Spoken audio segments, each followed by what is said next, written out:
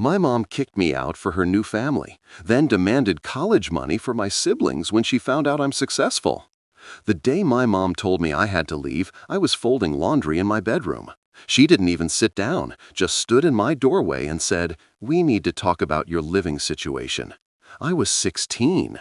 Her new husband, Brian, had been hinting for months that their real family needed space.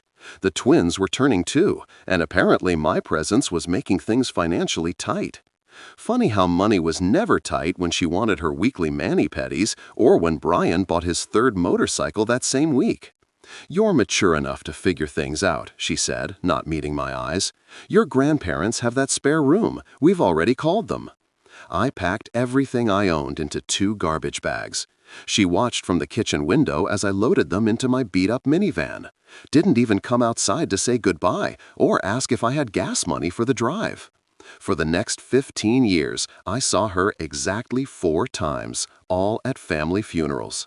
She'd nod politely like I was a distant acquaintance, never asking about college, my job, or if I was even alive. Her Instagram was full of family vacations and the twins' achievements. I wasn't in a single photo. I put myself through state school, working 3 jobs, warehouse nights, weekend catering, tutoring between classes, graduated with honors in computer science while she was posting about how blessed she felt watching her babies grow up. I celebrated alone while her perfect family had graduation parties I was never invited to. Last month, I got promoted to senior director at a Fortune 500 tech company.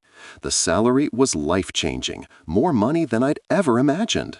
I celebrated alone with Chinese takeout, like most of my milestones. 3 weeks later, she showed up at my apartment. I almost didn't recognize her through the peephole. 15 years had not been kind. The designer clothes were gone, replaced by discount store basics. Her hair was graying at the roots. "Hi, honey," she said when I opened the door like we'd talked yesterday. "Can we chat?" Brian had apparently started a contracting business that went under during COVID. They'd burned through their savings, maxed out credit cards, and were facing foreclosure. The twins were seniors now, both accepted to expensive private colleges.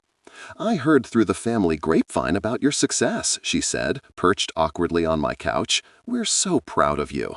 "After 15 years of radio silence, the timing is actually perfect," she continued. "Since you're doing so well, maybe you could help with the twins' tuition. It would mean everything to your siblings."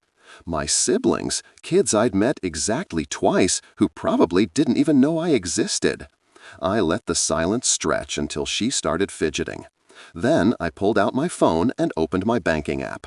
"You want to know what this number represents?" I said, showing her my account balance.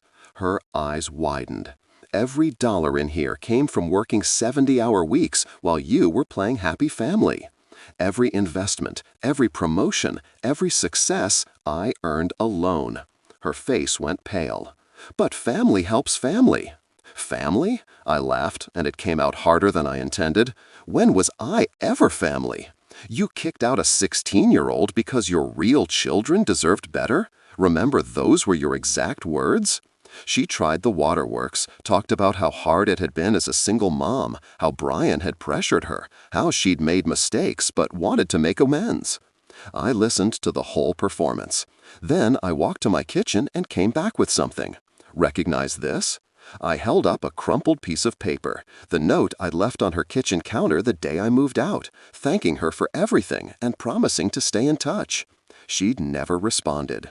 "I kept this for 15 years, I said. "Want to know why? Because I thought someday you'd remember you had another child, that someday you'd call just to see if I was okay." The tears were real now, but 15 years too late. "I need to get ready for work," I said, opening the door. "Good luck with the tuition." She begged for 5 more minutes, promised we could rebuild our relationship, said the twins would love to know their big brother. I handed her the note. "Give this to your real children. Maybe they'll understand why family helps family and why some bridges burn completely." She left sobbing. I made coffee and checked my investment portfolio.